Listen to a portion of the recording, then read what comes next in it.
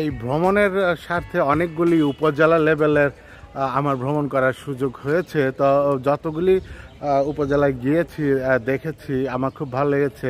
প্রত্যেকটা উপজেলার একটা করে বৈশিষ্ট্য আছে, সেটা হচ্ছে যে উপজেলার ভেতরে একটা করে লেক, পুকুর, দিঘি থাকে। এখানে এই হাইমচরেও তাই আছে, যেটা আমার কাছে খুব ভালো লেগেছে। তবে এই হাইমচরের যে এই লেকটা, এটাকে একটু সংস্কার প্রয়োজন। হাইমচর উপজেলায় বর্তমানে ৬টি ইউনিয়ন রয়েছে।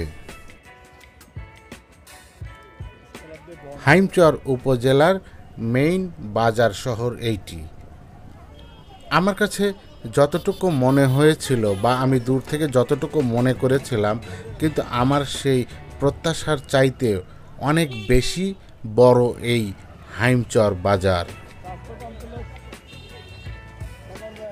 হাইমচর উপজেলার ইতিহাস থেকে জানা যায় যে হাইমচর ইউনিয়নের সাথে শরীয়তপুর জেলার গোসাইয়ের হাট এবং বরিশালের মোলাদি থানার সীমানা নির্ধারণের জন্য জটিলতা সৃষ্টি হয়।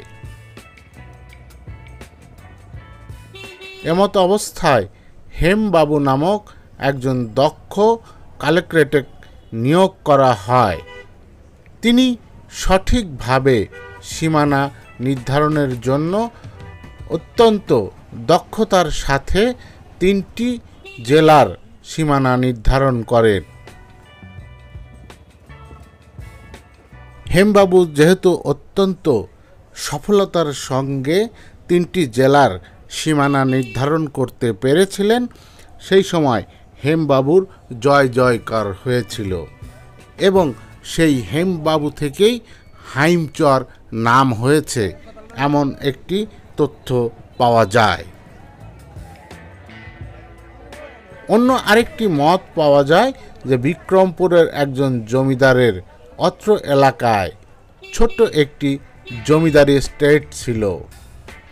তার নাম অনুসারেই হেমবাবুর চর হিসেবে অত্র এলাকায় হাইমচর হয়েছে।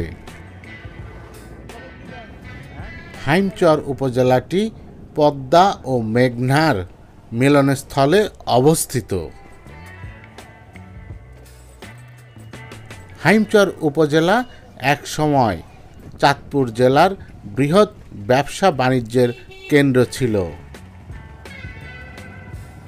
যেহেতু ইহা নদীর তীরে অবস্থিত, সেহেতু বিভিন্ন কৃষি পণ্যের জমজমাট বাজার বসত এখানে। কিন্তু প্রমত্তা মেঘনার ভাঙনে হাইমচর সেই ঐতিহ্য হারিয়েছে।